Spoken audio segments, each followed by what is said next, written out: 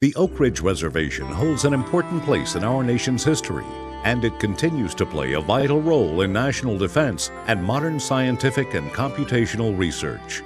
But decades of work on the reservation dating back to World War II have left some parts of the reservation contaminated with radioactive or other hazardous waste. It's the job of the U.S. Department of Energy to clean up those residual hazards. DOE relies on citizen input on those cleanup operations. The Oak Ridge Site-Specific Advisory Board is the primary source of advice and recommendations to DOE on its environmental management program. The board offers advice on a wide range of activities, from safe, secure disposal of radioactive waste to long-term stewardship of areas with waste left in place. Be part of this important work by attending the monthly meetings of the Oak Ridge Site-Specific Advisory Board. Call us for more information or visit our website. So welcome everybody, our first meeting of 2016, and gosh, it seems like it's been a while, and I guess it has, so it's good to see everybody here. It looks like we have a pretty full house. Welcome board members and welcome members of the public. We appreciate you coming. Okay, so just a couple of reminders. I want to go ahead and remind members when they are speaking to use their microphones so that your comments can be heard and captured accurately.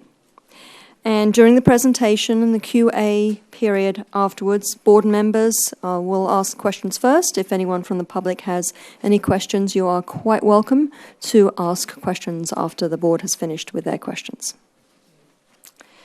So I want to remind everyone of the February topic will be on the groundwater monitoring program. That meeting will be on February the 10th. I'm going to turn the meeting over to Sue.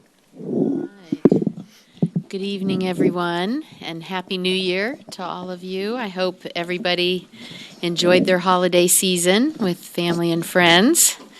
And I hope you're all ready for another year. We have a full agenda for the year for the board. There's a couple of things that I wanted to mention. Really some exciting things. First, with regard to our funding for this year, fiscal year 2016, some of you may be aware that Congress passed an appropriation bill in December. It was actually on December 19th.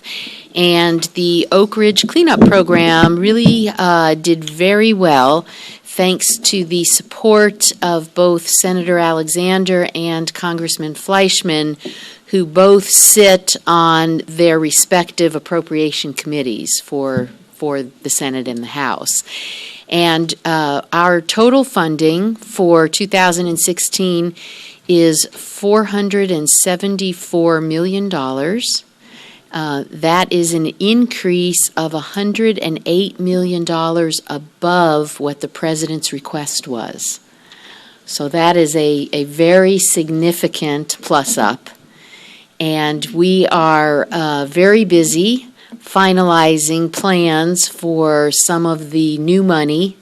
Actually, our funding is higher than what the marks were. So some of this was not planned for because it was higher than the marks, and we'll be sharing more in the coming months with what we're going to be doing with that money. But that's it's very exciting. I feel a real sense of both pride and responsibility to make sure that we can help the program to progress and that we do our work safely and successfully as well. The second thing I wanted to let you know about is we have a demolition start date and time for the last of the gaseous diffusion plant buildings that are located at the East Tennessee Technology Park. It's building K27. Some of you may have heard me in the past talk about Vision 2016. Vision 2016 is that by the end of this calendar year, we will have successfully demolished the 5 gaseous diffusion plant buildings at the site, and this is the final one. So demolition is scheduled to start on Monday, February 8th at 10 a.m. We're going to have a small celebration out at the site. To commemorate the start of demolition, the SSAB board members are invited. And if you are interested, please let Melissa know, and we'll get the logistics and information to you. So that's very exciting news for the program as well. And that's all that I had with regard to my comments, unless I should also recognize at this time. Okay, thank you, Melissa. So I have one other thing I'd like to do, and I'm going to stand up here because I'm going to ask someone to join me, and that is Lisa, who has elected to leave the board, which is not exciting news at all, but it is what it is. Lisa has served as a board member for the past 4 years, and she has other commitments. And so we want to certainly thank you for your service and for your contributions. I myself will miss you. I know a number of the board members feel the same way.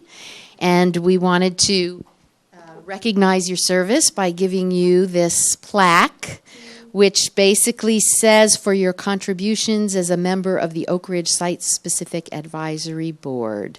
So thank you very much, Lisa. Never say never. You may see me again. Oh, I hope so. I hope so, yes.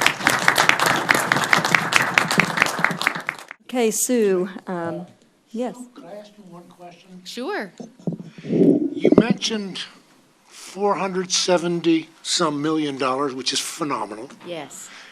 Are there any time limits on that, or is that all 3-year money? Because I know you don't have the plans right now to spend $470 million this month. There are no restrictions on having to spend all the money within a specific time frame. We are currently developing our spend plans for the year, so we'll know how much of that will be spent this year, and I imagine that some portion will carry over to the next year. That is a common practice for us each and every year. I just wanted to make certain that this Yeah. was, because that is a real jump. Yes, You know, we've been talking around 400 and we'd be lucky. yes, So we're talking a yeah, huge increase. 20% increase. Yeah, And wanted to make certain that it was on the record that it will roll Yes. next year. yes, yes. Thank you. Yes, and we do have plans for most of it. Oh, I know Of you have course, plans, yes, but we're, you I don't gotta want suck people them in. to think that we're, caught completely unaware, but we need to finalize our plans. Congratulations. Thank you, thanks. Okay, we'll move to the public comment period. Alana? The public comment period is now open. Are there any members of the public who want to comment? No, okay. Seeing none, as a Citizens Advisory Board to the Department of Energy on environmental cleanup, we want to encourage the community at large to attend and participate in our board and community meetings. If you are unable to attend, please send your questions and comments to the address shown. Appropriate comments and questions will be read during the public comment section of the SSAB meeting and will be given the same consideration by the board and DOE as those given in person. Meeting schedules and ways to communicate with the board can be obtained by calling 241-4583 or by visiting our website. Thank you. Okay, we have a presentation. Ms. Cook. Our first presenter tonight is Mr. Brian Demonia, and he is currently serving as Chief of the Safety, Security, and Waste Management Branch of DOEEM. Prior to being appointed branch chief, he served as the Deputy Director of the Engineering, Safety, and Quality Division. Mr. Demonia graduated from Auburn University in Wildlife Management and Brian has 29 years of waste management experience.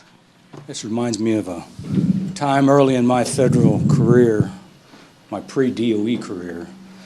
I was asked to give a briefing to some military officers and other senior managers on our environmental program. And so after that briefing, a guy come up to me and he said, has anybody ever told you they could listen to you all day? And I, with a big smile, I said, no. And he says, then why did you think we wanted to? So I don't actively seek public speaking opportunities anymore, and I promise to keep this short and as informative as I can. So everybody knows that we have a diverse mission on the Oak Ridge Reservation. Because of that diversity, we generate a variety of wastes, and those wastes require a variety of treatment and disposal methods.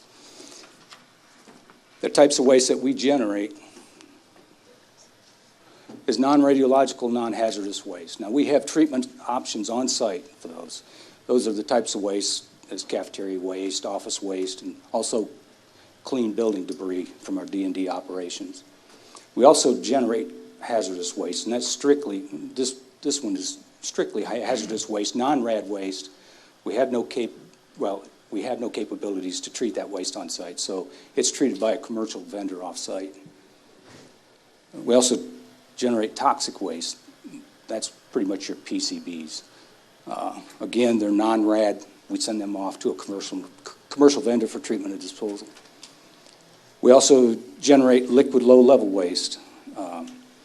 We do have capabilities on site at the liquid waste gaseous operations, but for those wastes that do not meet the waste acceptance criteria that at the LGWO, we have to send that off to off-site vendors for treatment and disposal.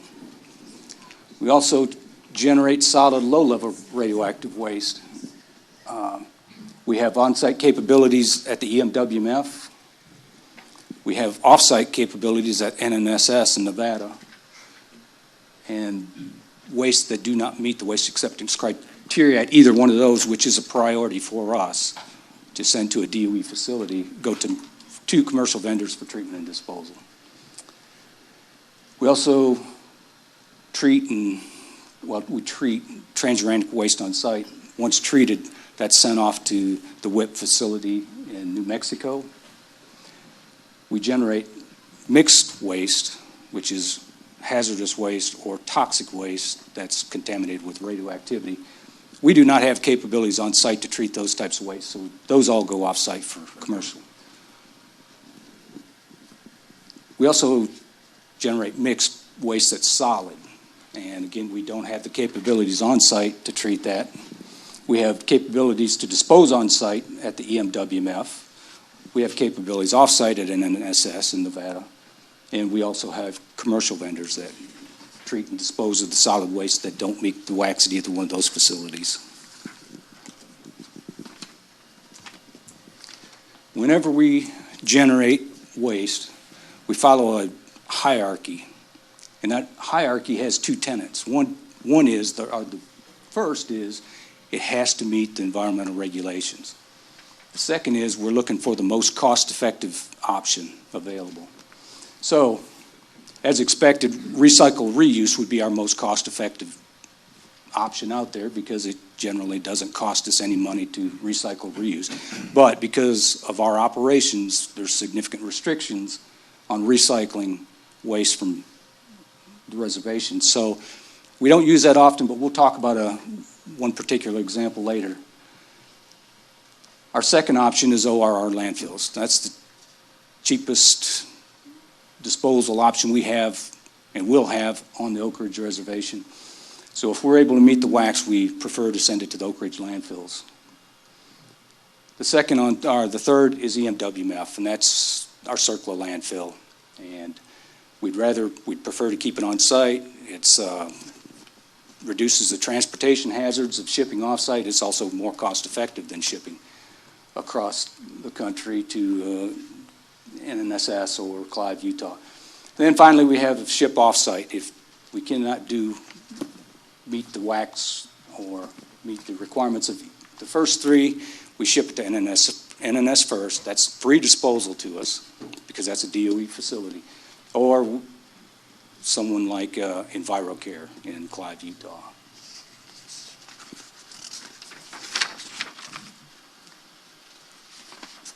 I really don't know who come up with this picture.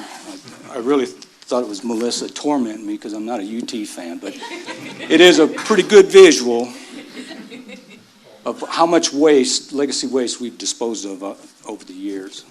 But as of FY12, the beginning of FY12, we still had 501 containers of some of the toughest waste well, it was the toughest waste remaining in storage. A lot of that waste, there was no identified path for disposal. So we took it on ourselves to challenge ourselves to go back, look at historical records and data, and find a treatment and disposal option for this waste.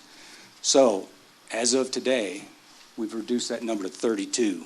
That's all we have left. That's given us an opportunity to close down some of the storage facilities at ATTP and reindustrialize those areas. So that was good for our programmatic mission. The second one, the Legacy Mercury, I told you we look for cost-effective options. In FY12, the only bid we had on that waste was for $4.7 million for treatment and disposal. So we went back and looked at records. We developed and prepared a request to the EPA from the treatment standards of the Resource Conservation Recovery Act and asked them that we could dispose of that directly. That was approved, and now we'll dispose of that for $120,000. So it's quite a savings to the taxpayers. The last one is the recycling. This is another recent initiative, real innovative approach. And if you would go to the next slide, it'll give the folks an opportunity to see what's going on. This is an old vintage 1940 switchyard out at ETTP. Historically, this is not a RAD facility, not a contaminated area. So with that in mind, we could meet the moratorium requirements for recycling of the metal. All this you see here is all copper. These were bus bars out here that supported the structure of the site. And I forget, but I think they've shipped off about $100,000 worth of copper to date. All this other steel structure, they'll be able to recycle this. Some of these insulators and such, they'll have to dispose of at the Oak Ridge landfills possibly, but it's a really innovative approach that saved us a lot of money and met our hierarchy. And that's all I have. All right, thank you. Our next presenter is Mr. Bill McMillan. And Bill is the Portfolio Federal Project Director for Oak Ridge National Laboratory, where he has responsibility for management of all environmental management cleanup, decontamination and decommissioning, waste storage, and disposal operations at the lab. He has been with DOE for 30 years and joined the Oak Ridge Environmental Management Program in 1995. Mr. McMillan's career has also included 5 years with the DOE Y-12 Site Office, 3 years with the Savannah River Operations Office, and 5 years with the South Carolina Department of Health and Environmental Control. He has a Master of Science degree in Environmental Systems Engineering from Clemson University and a Bachelor of Science degree in Biology from the College of Charleston. Thank you, Mr. McMillan. Okay, thank you. I appreciate being here. Happy New Year to everyone. I just realized sitting here that I'm the Bill between two Brians tonight, so whatever that means. Also appropriate that I'm number 2 after the ball game the other night, so, coming from Clemson. So, but it's good to be here. I was asked to talk about some of the waste management facilities that we have at Oak Ridge National Lab. So the briefing I'm going to provide is going to talk about the liquid gaseous waste operations facilities that we have at the lab and the transuranic waste processing center there that processes the transuranic waste. Let's see, is this working? Okay. So first of all, the liquid gaseous waste operations. It consists of 64 or so facilities, and facilities in this sense of the word includes manholes and pump stations and pipelines and ventilation facilities and the whole gamut of types of facilities that's comprised of the system. as well as about 20 miles of piping around the downtown area of ORNL, mostly, and interconnecting piping between Bethel Valley and Melton Valley for some of the liquid low-level waste pipelines.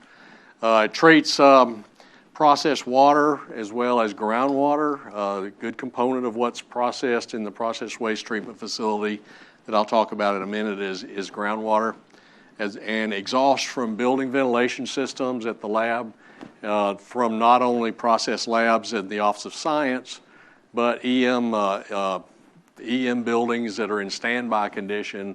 Ventilation is maintained on them as well, and that's pumped out through the gaseous waste system. So we're talking about three separate systems here: the liquid low-level waste system, the process waste system, and the gaseous waste systems. Your liquid low-level waste, pretty low volume per year, 120,000 gallons or so. Process up to 110 million gallons. That's where the bulk of the waste, liquid waste goes. And then the gaseous system has 100,000 or so cubic feet per minute of air that's discharged out of the stack. And so I'll talk about each one of these real quickly.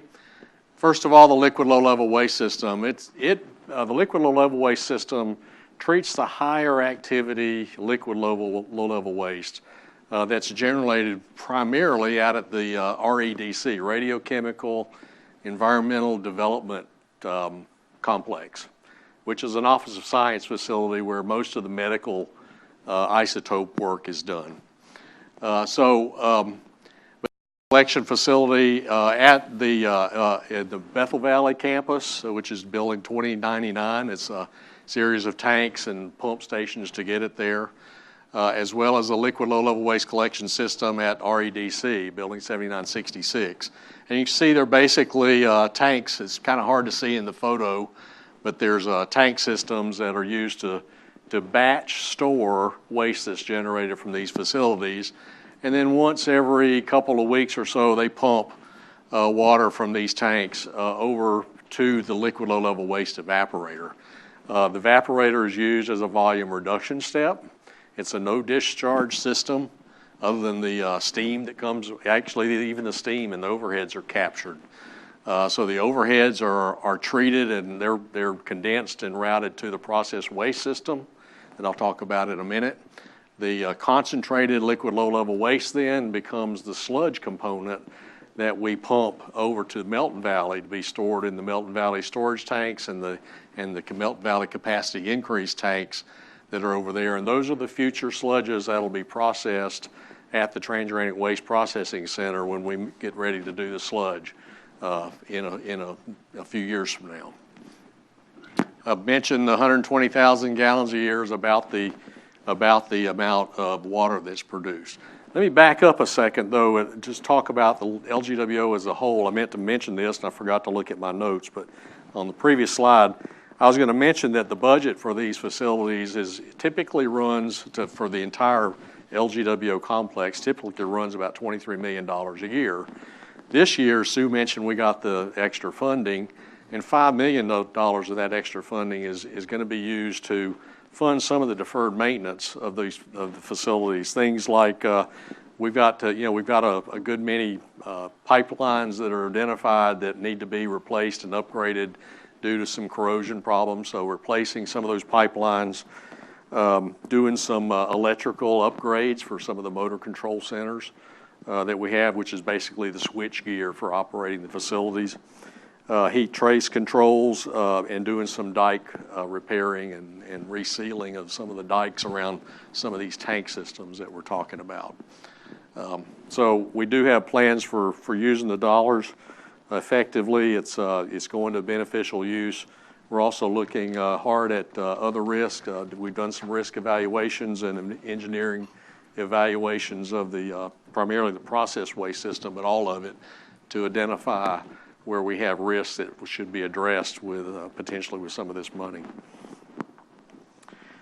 So moving to the next one, that's the liquid low-level waste. Now the process waste system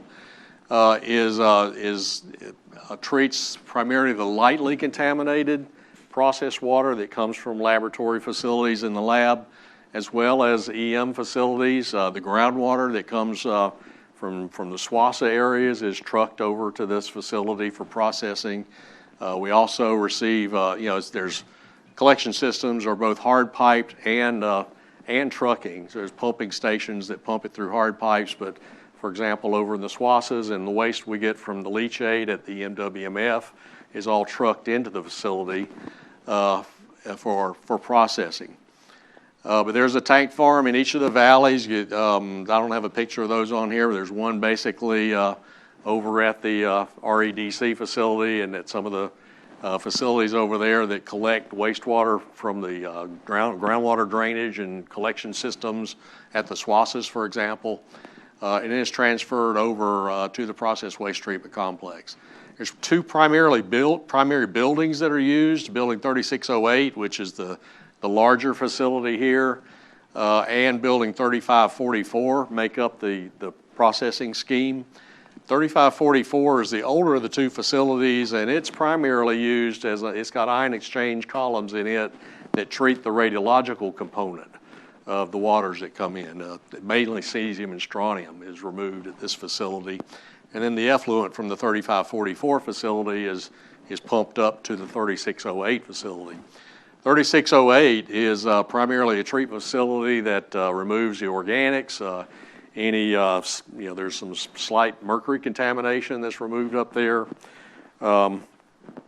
and basic pH adjustment before discharge through an NPDES permitted outfall.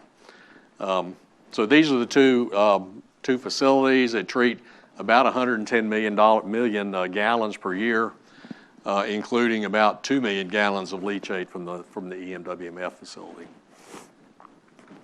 I think that's all I was going to mention here, just to make sure.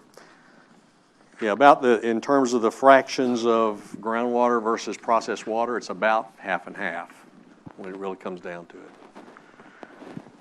So the last of the facilities in the LGWO systems are the gaseous system, and this is a photo of the main stack there in the central campus of Oak Ridge National Lab. That's where all the gaseous waste is discharged from, the 3039 stack. But the system consists of basically two systems.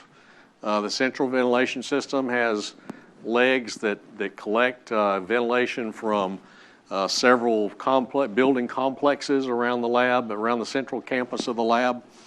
And then the hot off gas system is small volumes of higher radioactivity, and that system includes filtration and scrubber system that removes any radionuclides before it's discharged out through the 3039 stack. So about 100,000 cubic feet per minute is released from the stack. We're getting ready to do some inspections of these stacks. I think I've mentioned in some of our previous meetings some of the activities we're doing.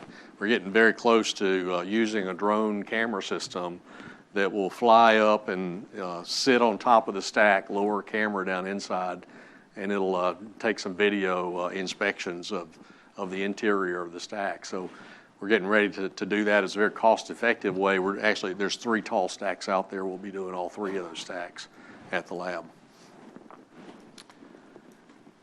Transuranic Waste Processing Center. This manages the characterization, treatment, and disposal of all the legacy and newly generated transuranic waste at the site. Just to translate and define for you, for those that may not be familiar with what transuranic waste is, it's generally a special class of waste that has higher concentrations greater than 20 nanocuries per gram of transuranic alpha-emitting radionuclides. Being alpha radionuclides, it makes it a pretty high hazard from a breathing perspective. And so you see in the photos, all of the waste processing is done within either hot cells or glove boxes so that we don't get people in contact with the waste that they're working on. The TWPC itself is a RCRA permitted. The waste that we have in storage is mixed waste. It's both RCRA contaminated and transur and radioactive. And so we have a RCRA permit for the facility. And in the facility, waste are sorted, characterized, and packaged.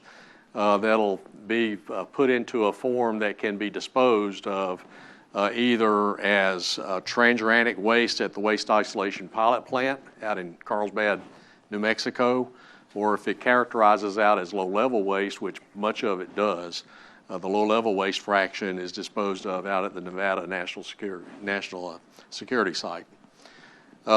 Remote handled versus contact handled is basically two different types of waste that we process there, and that's basically defined by the dose rates that those wastes emit. If it's greater than 200 millirem per hour on a dose perspective, it's managed as remote handle waste, and it's managed in the glove box type of environment, or in the hot cell type of environment. If it's less than that, the glove boxes are sufficient to control the doses for the workers on that waste. So, and there's different disposal requirements at WIP for those two different types of waste that are processed. Oops, went too far. So here's the status of where we are in the processing of the entire legacy population that we have. We're making pretty good progress, even though WIP is shut down temporarily. We're still making progress, and I've got the last slide I'll show, which is the next slide, talks about the things that we've done to be able to continue working while WIP is not accepting waste. On the CH waste side, we had an inventory originally of about 1,579 cubic meters of waste. We're 94% completed with the processing and repackaging of that. About 66% of that waste has been shipped off-site and disposed. Much of that 66% was low-level waste that went to Nevada. The pie chart here shows the amount of the inventory that the total inventory versus what's left to be processed there. 92% or 92 cubic meters remains to be processed, and that's primarily we're getting down to the real hard stuff that's going to take a lot of effort to process, and so we still have about 3 or so years in our processing campaign to finish the processing of the debris. The remote handle waste, similar types of data here. The original volume was about 671 cubic meters. We've processed 507 of that, with about 164 remaining. So we're about 3/4 of the way done, 76%. About 25% of that waste inventory has been sent off-site. Much of the RH waste that was actually processed and characterized turned out to be contact handled due to the age of the waste, the aging of the radionuclides and so forth. Or just the fact that it wasn't very well characterized as what we thought it was RH, and turned out it was actually CH. But a lot of that that has been shipped was shipped out as contact handled, but we're continuing to make good progress on processing the RH waste. Should be done within the next 2 to 3 years on that as well. Now, WIP, as everyone knows, WIP had a couple of incidents a couple of years ago that has resulted in them being shut down for some deferred maintenance and some corrective actions that need to be made out there. So right now we are, WIP is not accepting waste. So right after that occurred, Oak Ridge, over the next several months, worked with headquarters to develop some alternate plans that would allow us to keep making progress on our waste processing plans. And so this slide is focused on just to discuss what we did do. Our strategy involves using the existing facilities, storage facilities over at UCOR, at Yornell, in our true storage facilities that are over there, to transfer waste that has been processed and packaged and ready for disposal back to storage. So we're continuing we have plenty of storage capacity for processed CH true waste in those facilities. RH was a little more difficult to figure out a way of managing it because there's very limited storage at the facility for processed RH waste. And so DOE Oak Ridge worked with the site to develop a 72B canister overpack. The 72B is the canister that WIP uses for for the disposal operation at WIP. And so all the RH waste that gets processed gets placed into 72B canisters for disposal. So as we generated these canisters, there's only a capacity of about 14 of those in the TWPC itself. So we had to develop a way of shielding those for storage and sending them back over to storage facilities there adjacent to the plant too that are operated by UCOR. So the canister overpacks were developed. We have shipped 15 of those back over to ORNL at this time. But having the ability to continue to store this processed waste that's ready for disposal at WIP, to continue to store that effectively allows us to continue the processing of and characterization of the waste, disposing of what falls out as low-level waste as needed, and having CCP, which is the Central Characterization Project, is the WIP contractor that does the final certification for WIP disposal.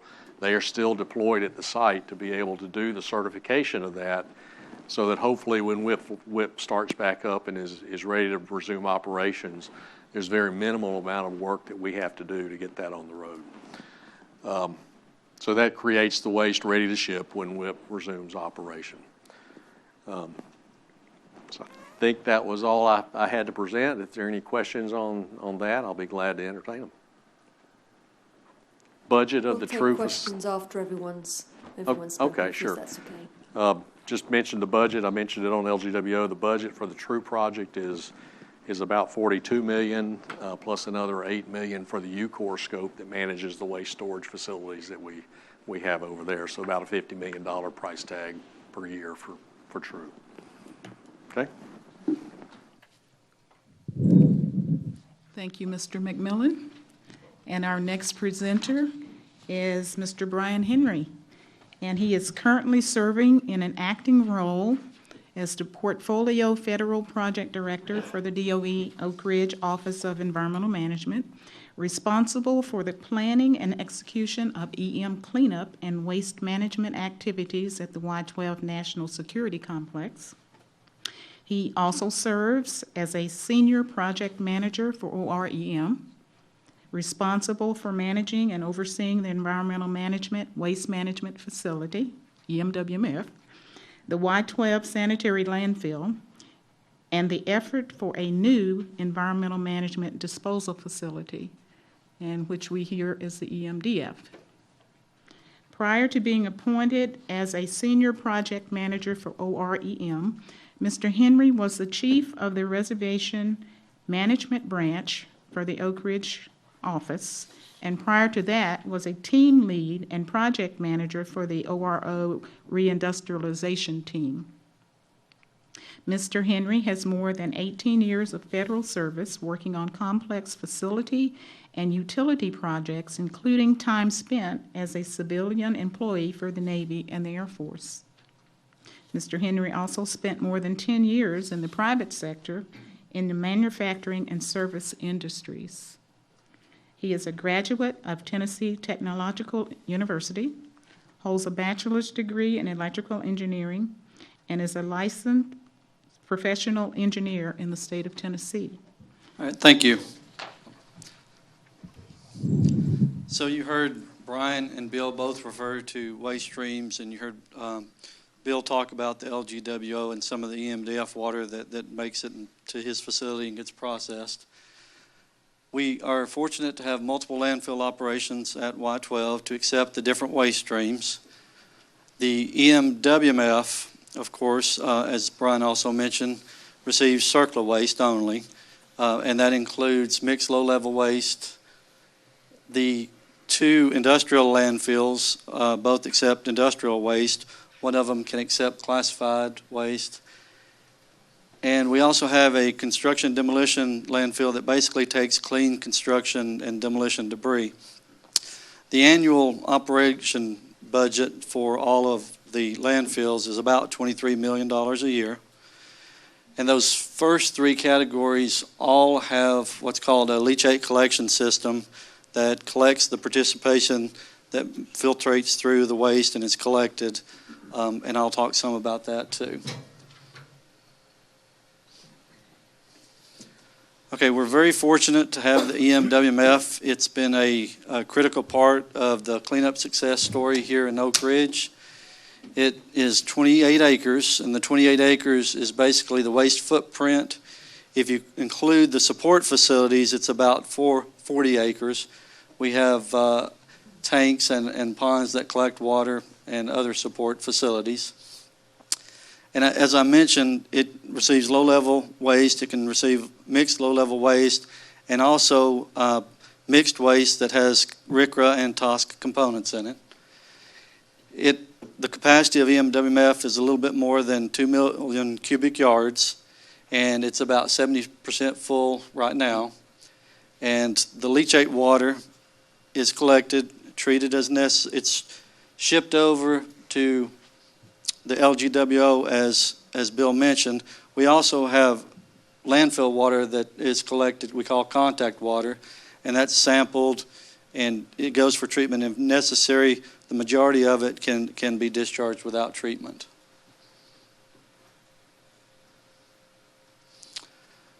We also have the capability and 2 landfills that can accommodate classified waste. EMWMF is one of those.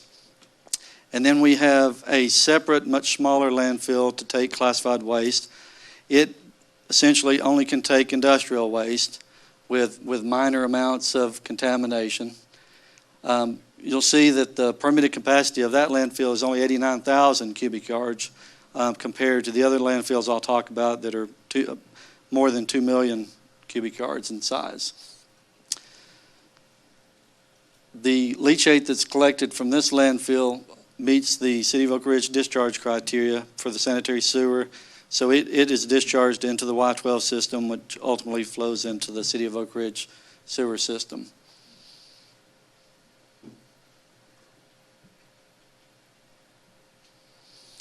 Okay, I'm going to show you this facility right here because this is our sanitary industrial landfill, and on the next slide you'll see that same facility, and it'll be our construction debris landfill. So they're right next to each other.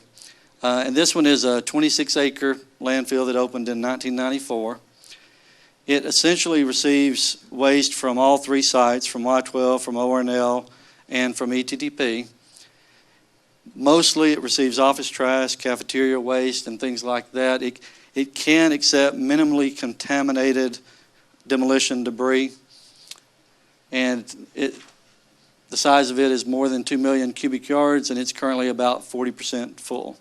Similar to the other landfill, the leachate here is collected, it's sampled, it meets City of Oak Ridge sanitary sewer discharge criteria, and it's discharged as it fills.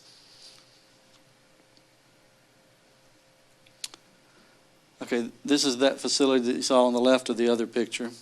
So the one I just mentioned is on this side. So this is a construction and demolition debris landfill. It has a permitted capacity that's also in excess of 2 million cubic yards.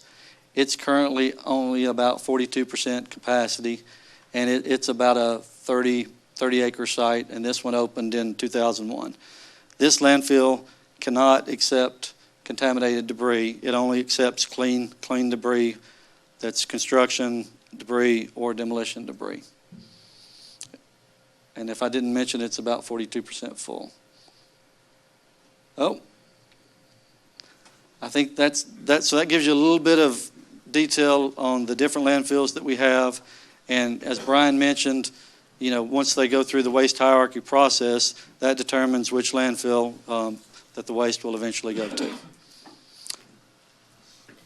Okay, thank you all very much. Appreciate that. So the comment period is now open for the board. Anyone wish to address a question to any of our presenters? And we'll start with Ed. Thank you. For Mr. McMillan, I know true waste processing, very important. While the facilities out west are not taking, at least we're not taking our waste, our processed true waste, is there a timeline in which our processed waste needs to be processed further whenever they get ready to accept? I mean, Yeah, I think that there's, we still don't know exactly what changes that WIP is going to make in any kind of characterization criteria and waste acceptance criteria. So that's kind of a TBD that we're kind of paying attention to.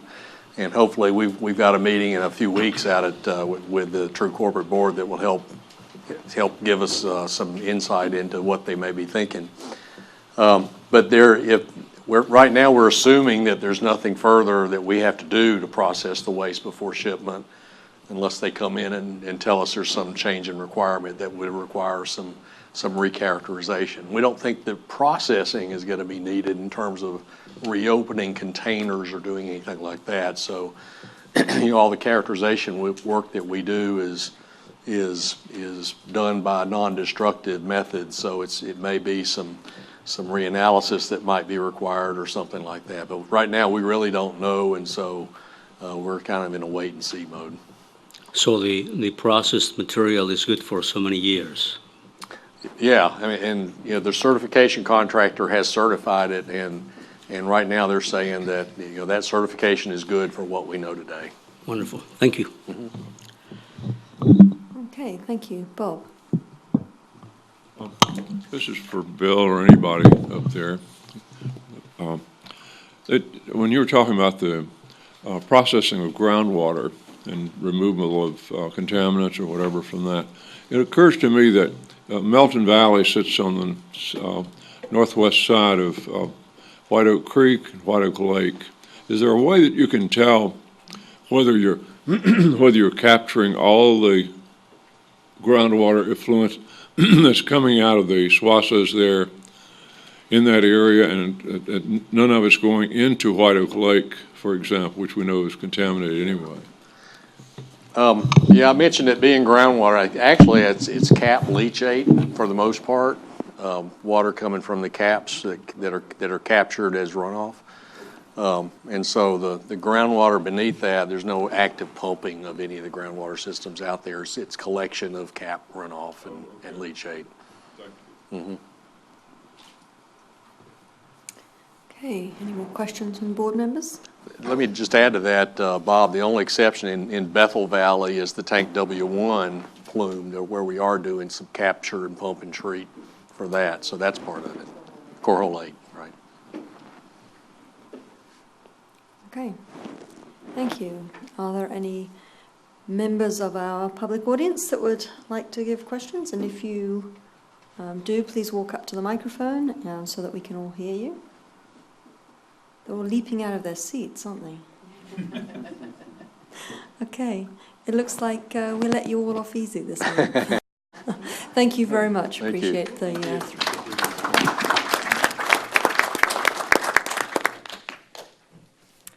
Okay, that's the end of our presentation and our question and answering period. Members of the public, feel free to leave at any time. You don't have to sit through all of our motions and things like that. So we don't have a break. Whenever you want to get up and go, please feel free to. So the next thing for me to do is to call for any additions to the agenda, and I know that we do have. Mr. Allwright.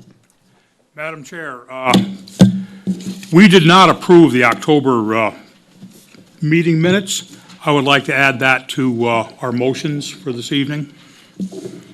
Okay, thank you. Any other additions to the agenda? In which case I'll call for the approval of the agenda.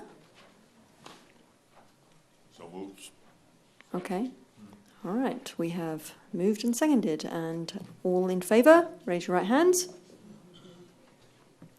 Okay, we have an agenda. Let's go. So we have several motions that we need to look through. The first one is to approve the meeting minutes from the November 10th meeting. Are there any discussion on that? Madam Chair, I have read the minutes of both the October minutes and the meeting and the November meetings and find them to be an accurate representation of what was said and business conducted. I will make a motion that we approve both the October and November minutes as one motion. I second that. Okay. And raise your right hands and we're done. Okay, we're done. Thank you very much. Good way of taking care of that. We have a recommendation that we need to discuss, or actually hopefully we'll pass it to Alfredo. This particular recommendation, goodness, we've been working on it for a long time. I think we started it about this time last year, and it has to do with the proposed plan for soils in Zone 1 at ETTP. A little bit about this particular recommendation. Zone 1, as I think all of us know, it's the area that is around the perimeter of the main part of ETTP. It was a light industrial area in comparison to Zone 2, which is heavy industrial. Zone 1 had waste management facilities and industrial, like I said, light industrial activities that went on. The area, the soil is contaminated.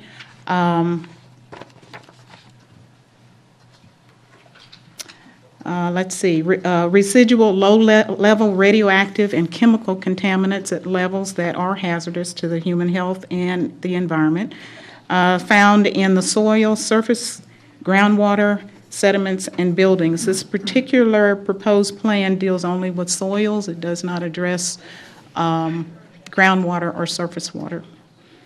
Okay, most of the cleanup in Zone 1 was handled under the interim ROD that was approved in 2002, and most of that work has been completed. However, the goal for that particular ROD was to make Zone 1 suitable for unrestricted industrial use, but the goal was not totally met because there was some unforeseen levels of contamination in about 4 areas in Zone 1. This particular recommendation is based on the D3 version of the proposed plan. D4 is out as of November, and it's my understanding that TDEC has already approved it. Okay? That's correct. All We right. actually recently received approval from EPA and TDEC to put the document out for public comment. Great, thank you, thank you. The proposed remedial action objectives are to provide for the use of the majority of Zone 1 as a future industrial site, to protect the wildlife receptor populations from contamination in surface soil, and to protect the underlying groundwater and nearby surface water from contamination that is in the soil. So those were the objectives. The proposed plan, and by the way, in the D3 version that we're talking about, they called it the final proposed plan, but now it is called the proposed plan for final ROD for soils in Zone 1. So this is the precursor to the ROD, and it's a planning that would support the ROD. So I think that that change sort of clarified what this particular document was about. Okay. The remediation alternatives that were discussed in this proposal, number 1 was no action, which we always see that. Number 2 had to do with removal of small risk areas, ecologically contaminated areas that were in the area within Duck Island East and Duck Island West and around the K901 drainage area. And that's what they were calling the small risk areas. And to provide for additional cover and land use controls for the K770 area. And I really do wish that we had, is there the possibility of showing the map at all? Is Spencer here? Okay. I'll continue talking this through. Okay. Add additional cover to K770, okay? And the contractor spoils area and the K720 fly ash pile and duct bank areas. Okay, now these areas were previously covered before with soil, but based on the additional contamination that was discovered, they're looking at putting additional soil or putting more soil on top of those areas. Will these maps work? I didn't know you were going to request a map. We got that. Oh, okay. Yeah, that would work. And we can pass them around, but it'd take me a while. Oh, to okay, find it, so. all right. Well, we must assume that everyone, because this has been on the table for so long, that you have looked at, this